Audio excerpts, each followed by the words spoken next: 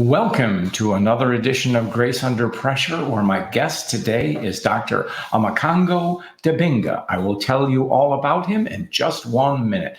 Grace Under Pressure, for those new to the show, is a show that deals with what's too often dismissed as the soft stuff, the caring, the commitment we exert toward others. And when you do it as a leader, as you will definitely discover that Dr. Dibinga is, you do it with a common purpose of bringing people together. Dr. Omekongo Dibinga, welcome to Grace Under Pressure. Thanks so much for having me. I appreciate it. Great. I want to tell folks all about you. So you, Dr. Omekongo Dibinga, is an international speaker, trilingual. That's 3 languages he writes poetry in. He's a talk show host, rapper, and professional.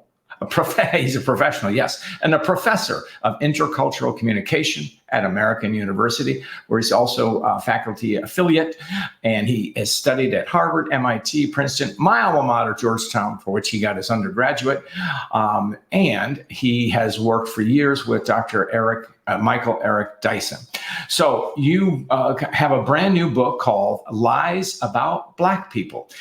And so we're going to delve into this topic. So welcome, Omekongo. So thank you so much for having me. I'm excited to be here.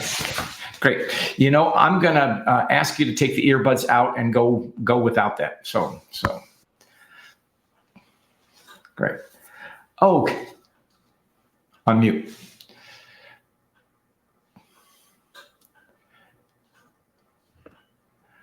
Can you hear me?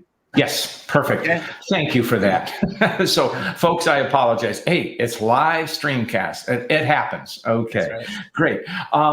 What led you to write this book, Lies About Black People? Well, you know, coming out of the summer of 2020, people called it the summer of racial reckoning.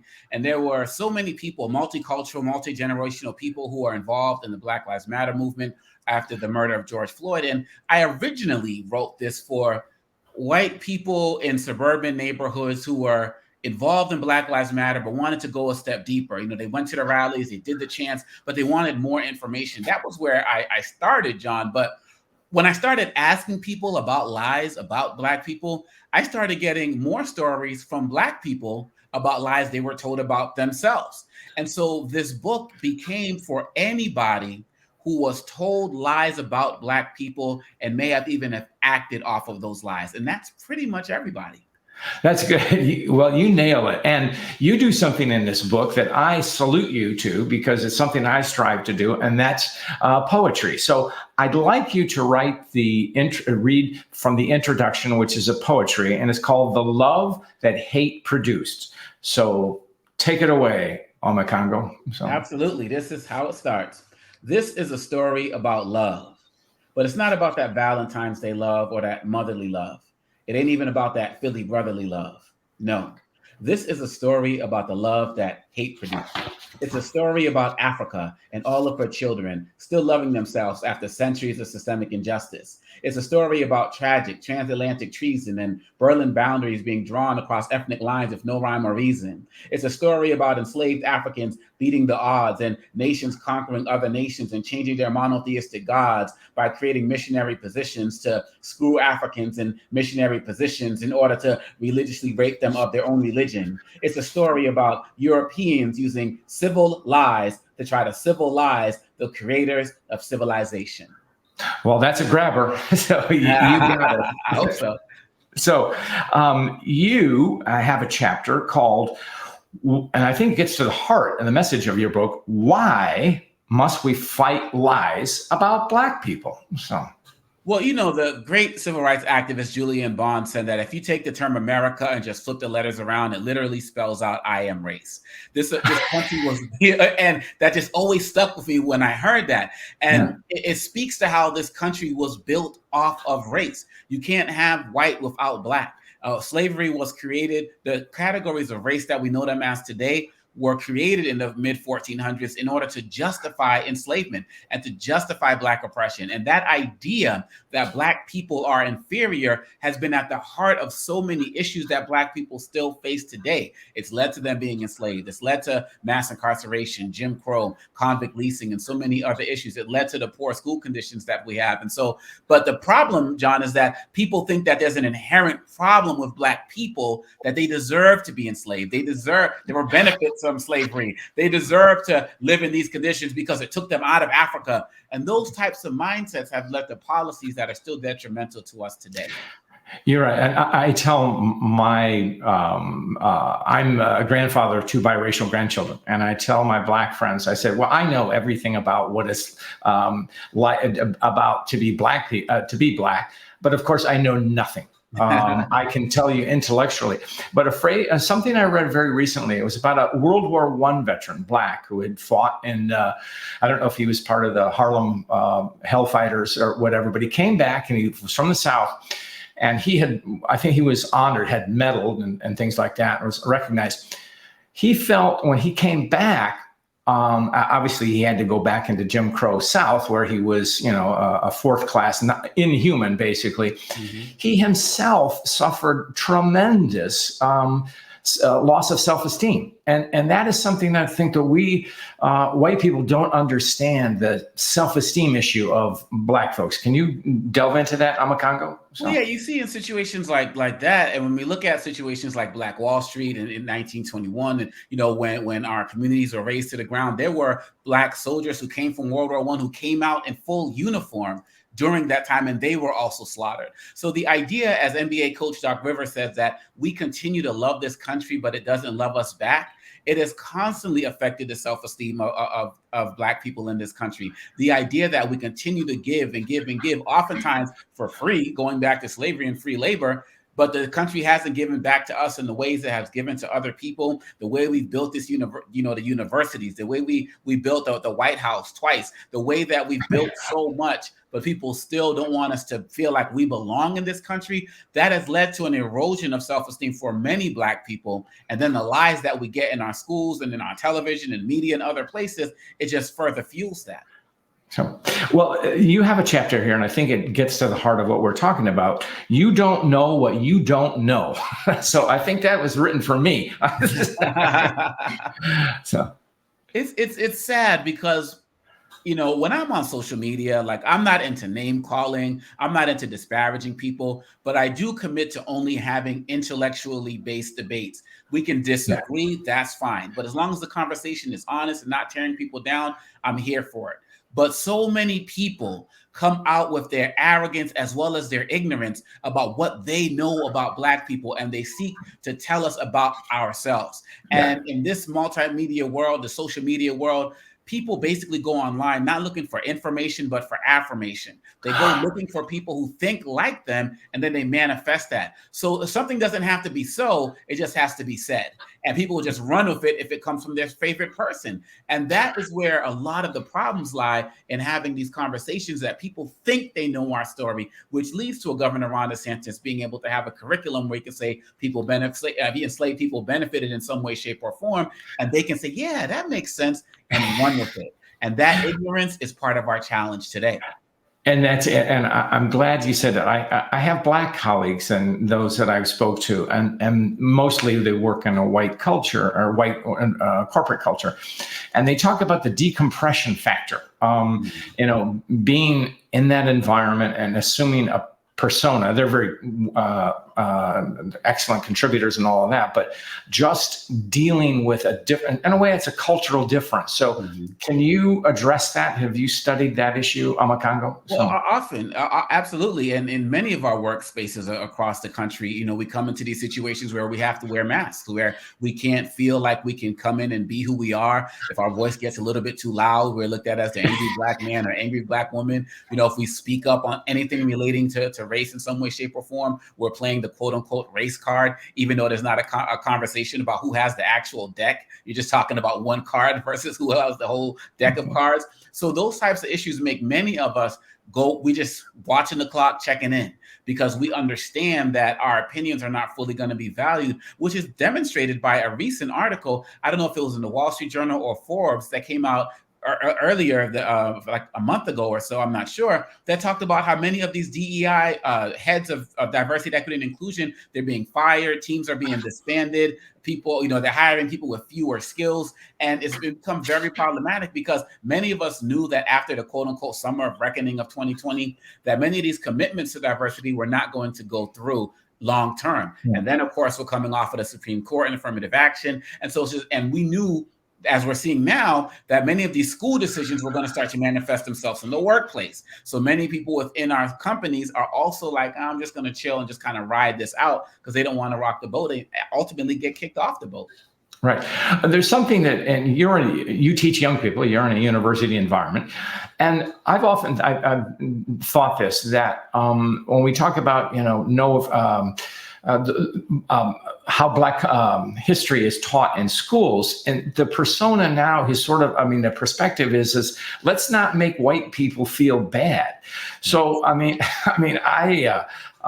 was not a slave owner, and so, but the truth must be told. But what I'm trying to get to is what students don't react like that. They grew up in more multicultural environments. So tell me what you see from the next generation, Omekongo. So yeah, and one of the poems I have in the book is called, Critical Racist Theory, and and one of the lines I have in there is, where were your laws when I was learning about me? When my classes taught that I only came from slavery? When my mathematics classes left out Black contributions? When my science classes left out Black contributions to evolution? You don't think I felt guilty like 3/5 of a man when y'all taught me that I was only civilized and you brought me to this land? The fact of the matter is that so many of us in our educational system were taught that Black people came from nothing. We're taught that we started with slavery, then we got free from the great Abraham Lincoln. Then, some old woman got tired on the bus. And then another guy and Dr. King had a dream. And then nowadays it fast forwards to Obama and Vice President Harris. And that's pretty much it. Even with the Florida Standards curriculum, it's not just the fact that they talk about slavery being beneficial. It also doesn't speak about Africans until they come into contact with Europeans. And so we've gotten that throughout our history. In my school, I went from 7th grade to 12th grade, and I read one book by a Black author, which was Invisible Man by Ralph Ellison. And so the fact of the matter is, if we're constantly taught that we came from nothing, that we only became civilized or became contributors to society until once we started interacting with white people who were so gracious enough to give us our freedom, then this seed of doubt is implanted in our minds that Malcolm X talks about. If you feel like you never did anything, you're going to feel like you can never do anything. And as Les Brown talks about, if you don't understand where you fit, you're going to act like a misfit. Well, and I'm glad you mentioned what Malcolm X said, because he was echoing what we had talked about earlier with that Black veteran that was feeling the loss of self-esteem. I guess that culture, that's something that I am late to understanding. I grew up in the 60s, so I knew about the Black Power movement and, of course, civil rights and all of that. So I never thought of erosion of self-esteem, but that is so harmful. And of course, it has health effects the older you get. Do you? Absolutely. When James Brown, Say It Loud, I'm Black and I'm Proud. When songs like that came out, there was a reason that needed to be said, because everything Black was considered negative. Muhammad Ali talked about in that interview, when everything, Black male, Black bald, Black this, Black that, everything is negative, right?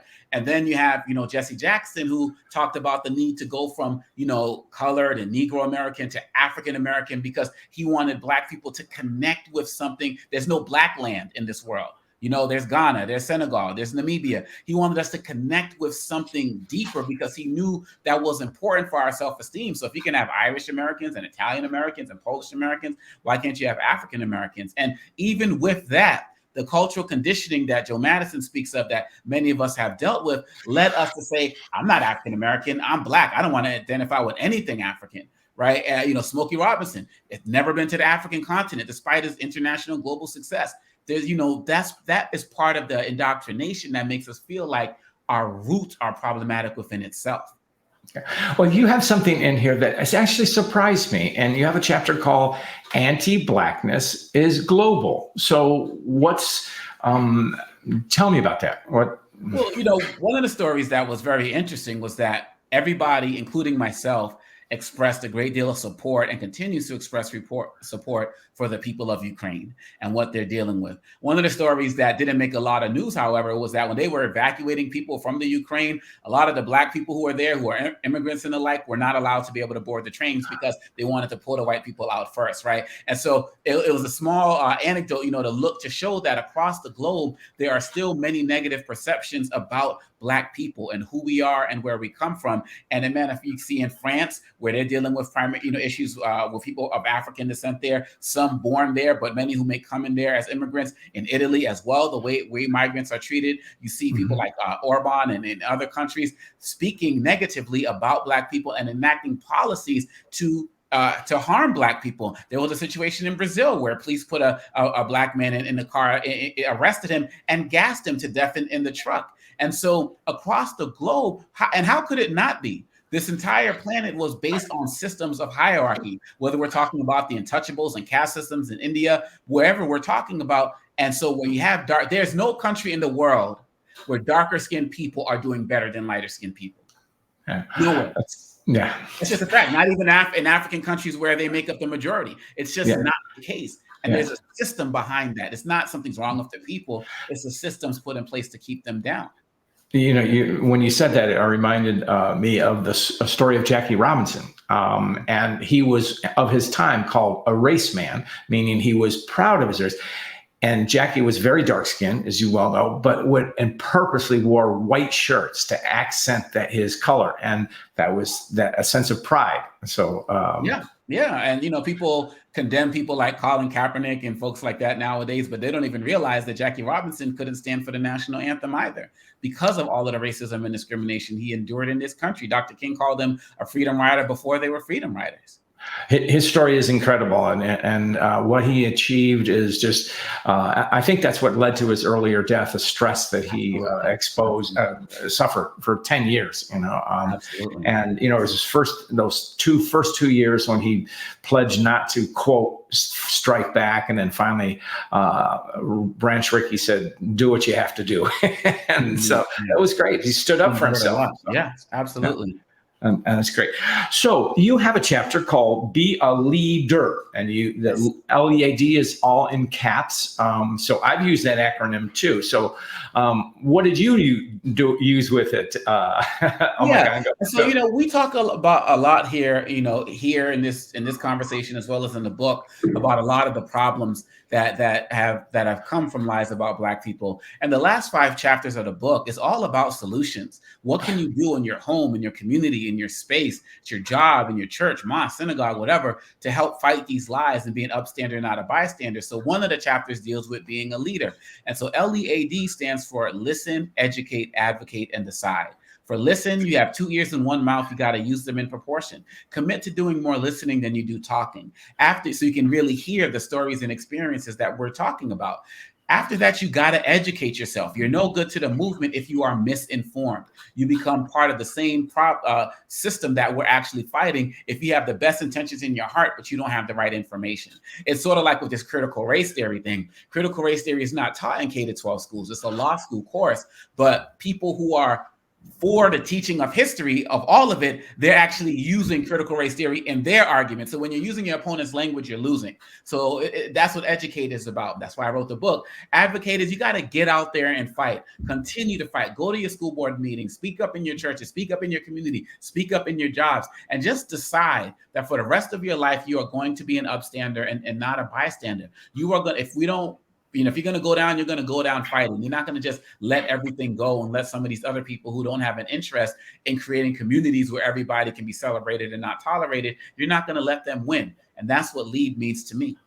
That's great. I like the phrase upstander. I've never heard that before. Bystander, I understand, but upstander is an advocate. Did I understand? Absolutely. And the term, my company is called Upstander International. And I learned the term upstander. It came out of out of the Holocaust, and it came out of what Jewish people were doing with their mindset of never again, and never let this happen again, but also never let people forget. And that's where I first learned about the concept or the term upstander. And so when I was looking at creating my business and the work that I do, it just made the best sense for me to call it Upstander International, because that's what I seek to be every single day, and that's what I seek to do with the organizations that I work with.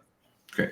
Now, you have a chapter called "Is My Organization or Your Organization Anti-Racist?" What does that mean, anti-racist? Right. So it's as many people who do this work say, it's not enough to just say I'm not racist, to just say that, well, I didn't own slaves, my grandfather didn't own slaves, or whatever. If you don't actively fight it, you are part of the problem. So if you see racism happening in your job towards somebody and you don't say anything because you're not racist, then you're condoning racism. And that was one of the reasons why so many people got frustrated during the George Floyd murder. One of the reasons we were all at home, so we had to watch it, 24/7. So that led to something. But many people finally said, wow, what you all have been saying for years is true. I always used to have the mindset of, well, she must have done something. He must have done something. But here this man is, and he did nothing to justify what happened to him, or stories like Emmett Till. So you actively have to fight it. Otherwise, you are still part of the problem. Your silence is compliance. And then we want to move from anti-racism to pro-equity. Mother Teresa said she'll never attend an anti-war rally, only a pro-peace rally. So after fighting against something for so long, you have to spend more time focused on what you're for. And that's what we also talk about in the book as well.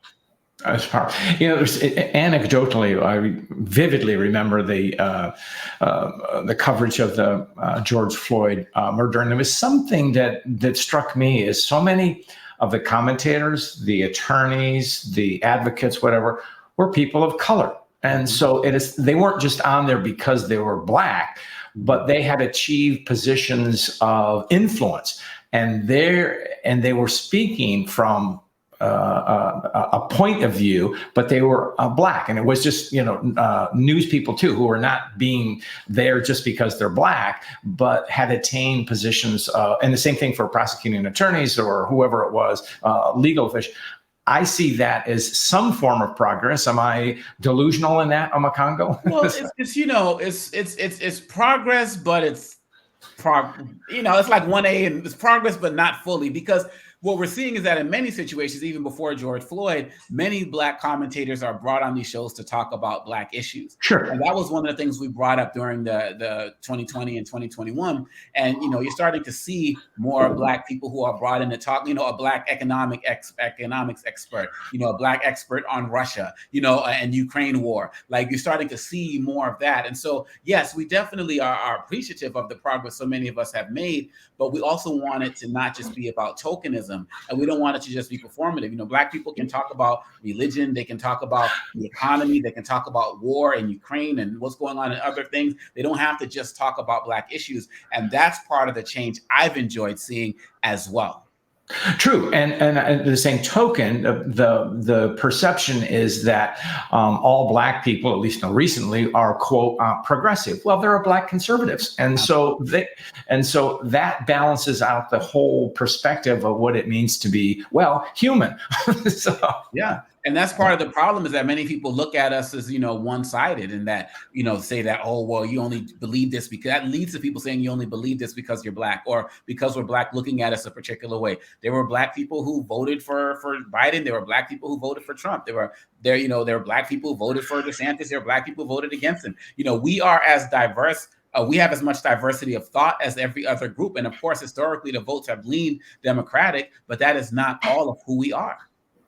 No, I think that's a very valid point, and assuming that perspective of Blacks all being progressive or Democrats, whatever, is a form of bias. And it's not a harmful bias, but it's a bias, and it kind of thing, whatever ethnic group it is, or all Hispanics vote this way or that, and let's get down to we're people first. So yeah, well, and it can be harmful because sometimes when you come into office and you have this mindset of this community doesn't really care about me at all, then you're not going to give them the type of support they need in a community. We saw that in Los Angeles last year, where there was tension between the Black and Hispanic city councilors because the Hispanic city councilors were saying detrimental things about Black people that were caught on tape. And so their idea of, those Black people are just going to do this and just going to do that led to them being ignored, which is why some of those folks had to resign.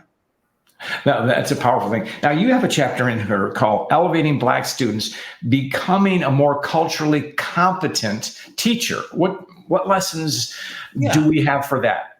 So across the country, I'm working in public schools, private schools, charter schools with teachers, parents, as well as students about what we need to do to better aid our Black students in excelling. And one of the things I'm very proud to say on a regular basis, or that I just say on a regular basis, is that when you create strategies to reach your Black students, you create strategies that help all of your students. And so the idea is do you understand how Black students may learn differently, not in terms of in an inferior way, but maybe engaging things in, more activities in class, providing more leadership opportunities, more hands-on experiences. Are you giving, does your curriculum have books that have Black authors, so people can see themselves and see people who look like them who have been successful? Do you look at the way Black people may interact as, a lot of times we get kicked out of class, sent to suspension or detention, just because we may raise our voice when we're speaking because they don't understand how many of us may be more animated, and that's looked at as an infraction. These types of things have led to situations where Black boys are 5 times more likely to be expelled than white boys from preschool. We're not even talking middle school and high school, but these stereotypes, those types of things. And what we have found is when you develop strategies that reach them, everybody benefits from it. That's great. And that's powerful. And when you meet with young people, be they students, which are college students, but also you're in the elementary and high school. So do you see hope? Do you see a cultural break? Are the kids better than their parents and the attitudes? What are you seeing, Omekongo? It's a challenge. It's a challenge, especially teaching on the university level, where I'm seeing where a lot of these students who I've seen from K to 12, I'm seeing the results of it in college. And what I'm seeing is that many of them are angry. They're frustrated, and so it gets them organized to be activist minded, but the hope part it's kind of diminishing a little bit, but they're inspired to be activist minded. One of the things I ask my students at American University, I've asked them since January, is look how many rights you've either lost in this country or on the verge to be lost since we started this semester alone. And then I ask them, what have you done about it? And sometimes, there's fewer hands in that way. So I think that a lot of young people are angry. They want to stay hopeful, and the way that they stay hopeful is by being activist minded. So I'm seeing a lot of that. And I'm also seeing a lot of students who are just really frustrated when they come to my class and other classes in college, and they're angry at the history that they just did not get. And even Axios did a study that said majority of college Republicans as well in high school, they want full history to be taught. That's what they want, so they can decide for themselves. And they're angry of what's happening right now to diminish that and destroy that. Great. That's good. Omekongo, we are racing through this program. We could keep going on, but time is limited. So, as you know, I ask every student or every guest a story about grace. Do you have one you'd like to share with us? Well, the story about grace I'd like to share is a story of Black people. And I'm thinking specifically of the Reconstruction Amendments. When we're looking at, when we look at the 13, 14, 15 amendments, every right that Black people have gained in this country, they have benefited everybody else. Black people have never fought in this country only for themselves. When gay marriage was announced by the Supreme Court, they used the 14th Amendment for that. When the Chinese Exclusion Act was ended, used the 14th Amendment. So the story of Black people in this country has been the story of grace under pressure. We fought in every war. We've committed to every single movement that's out there for freedom. We're out there standing in lockstep. So the story of Black people in this country has been a story about grace. That's a wonderful, wow, that really nails it. I love that story of a Black struggle, which is actually universal, but it's not just about what for myself, for my people, it's for all of us. That is truly grace. So, Dr. Omekongo Dibinga, where can we find you? Well, people can go to www.liesaboutblackpeople.com, where you can see so many of the interviews and other press related to the book. And you can also submit your own story. I have a survey there where I'm asking you to share your own anti-racist journey. And if you're on any of the social media, I'm at Omekongo, just my first name. Omekongo is just like the month of May and the country of Congo. That's where you can find me. And let's continue this conversation. I would love to do that with you all. Well, you have been a terrific guest and one that is opening my eyes, and I appreciate it. So good luck with the book, and you telling me it's selling very well. So I'm going to get my copy. Onward. So thank you.